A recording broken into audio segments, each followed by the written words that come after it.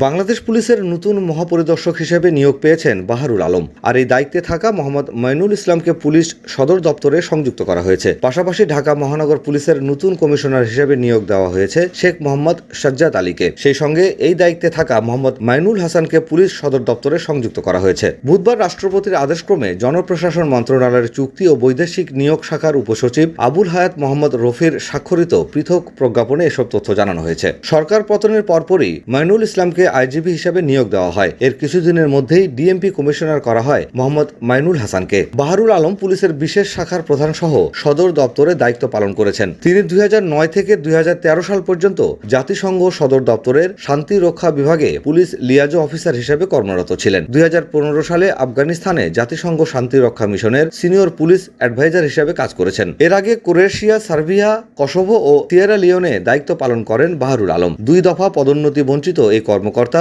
2020 সালে অবসরে যান।